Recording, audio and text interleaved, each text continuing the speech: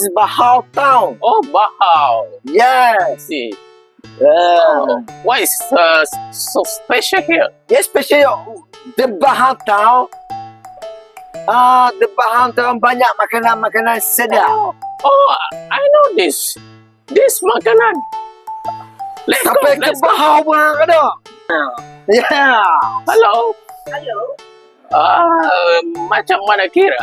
Jangan kira. Biar saya tanya dulu. This is donat penagih. No. No. This is a donat ketagih Bahau.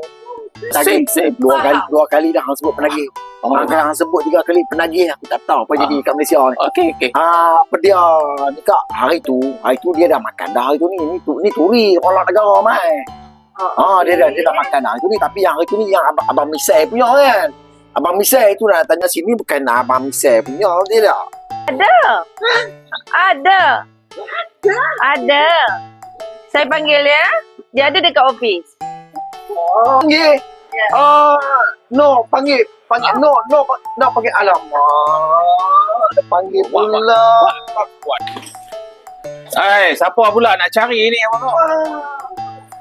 Oh. Masalah yang sama. Ni abang Misai, hari tu dia main ikut package. Kali ni dia ikut package, dia mesti bayar ambil kali ni. Oh, dia bayar. Dia bayar, kali ni bayar. Ni macam modus operandi apa ya? Orang cakap macam tu. What? No.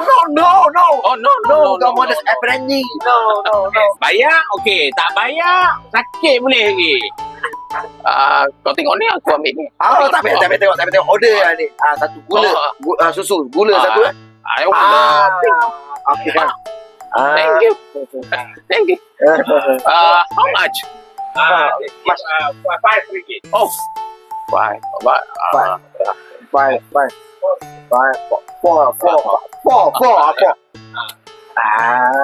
payah bagi dia terus.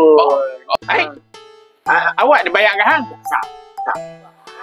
Dia bayar aku.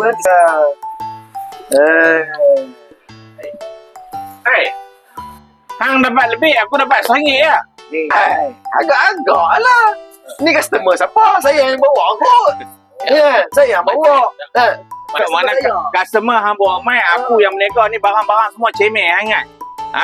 Tak apa lah. Macam ni tak apa. Hang boleh ni, aku nak bagi lagi 5% discount kat abang. Wow. 5% discount. Ya. Wow. Kita masuk ke office. Kejap. Persen dulu. Bagi persen. Dia boleh buat bisnes kat sana nanti. Jom main. Come on.